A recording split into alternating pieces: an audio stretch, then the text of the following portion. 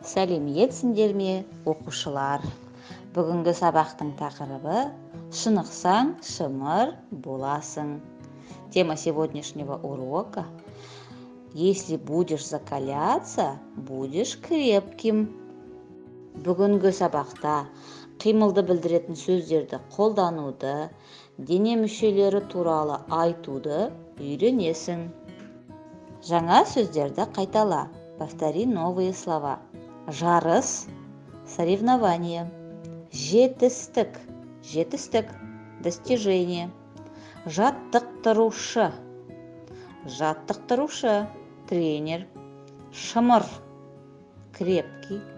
Қуану, радоваться. Риза болу,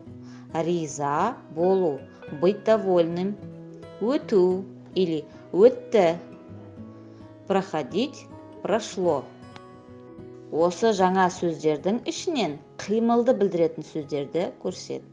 Из этих слов покажите слова, которые обозначают действие. Правильно, это қуану, риза болу, өту.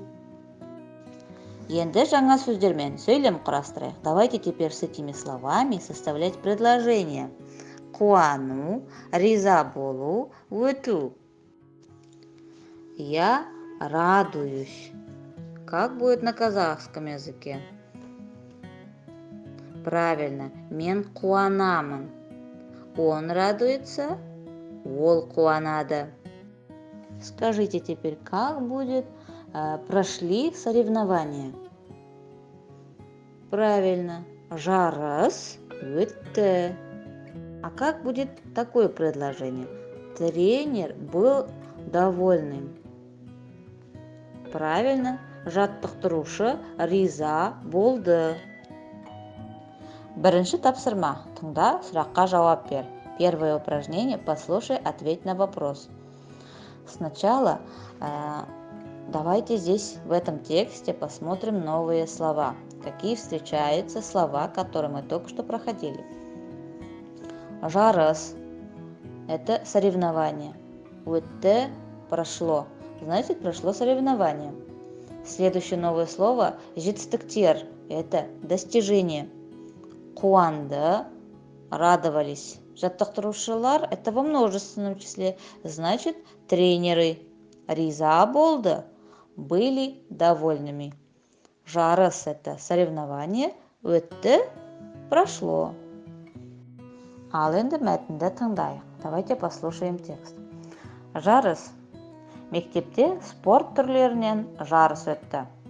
Оқушылар күреске және футболға қатысты. Жарысты көруге ата-аналар келді. Олар балаларының жетістіктерін көріп қуанды. Жаттықтырушылар оқушыларға риза болды. Жарыс өте қызықты өтті. Сұрақ. Жарыс қайда өтті? Соревнование где прошло? Правильно. Мектепте спорт түрлерінен жарыс өтті. Значит, соревнование прошло в школе, мектепте. Екінші сұрақ. Оқушылар қандай спорт түрлеріне қатысты? В каком виде спорта участвовали учащиеся? Правильно, оқушылар күреске және футболға қатысты. Учащиеся приняли участие в борьбе и футболе. Екінші тапсырма. Оқы, сұрақтарға жауап бер. Второе задание. Прочитай, ответь на вопрос. Әділеттің әкесі ерте тұрды. Ол денесін шынықтыра бастады. Әділет, кел, бірге шынығайық, деді. Жақсы әке, деді Әділет. Ол әкесімен бірге жүгірді. Шынықсаң, шымыр боласың, деді әкесі. Әке, сіз қандай күштісіз, деп қуанды. Сұрақ. Әділеттің әкесі қандай? Какой отец Әділеті? Дұрыс. Әділеттің әкесі күшті. Значит, отец Әділеті сильный. Үшінші тапсырма. өлеңдегі жаттығуды айтып орында. Третье упражнение. Произнеси и выполни зарядку в стихотворении. Бойды бүкпей тік ұста, еркін тұрып тыныста. Жай оң қолды оң жаққа, жай сол қолды сол жаққа. Қолды айналдыр бұлданбай, екі шеңбер сызғандай. Бір жаттығып байқада, 10 шақты рет қайтала. Мұзафар Әлімбай. Төртінші тапсырма. Кестені толтыр, дәптерге көшіріп жаз. Четвертое упражнение. Заполни таблицу и перепиши в тетрадь. Дене мүшелері – это части тела. Қол, аяқ, бас. Жаттығу – это упражнение. Бұл жерде қимылды білдіретін сөздерді қолдану керек.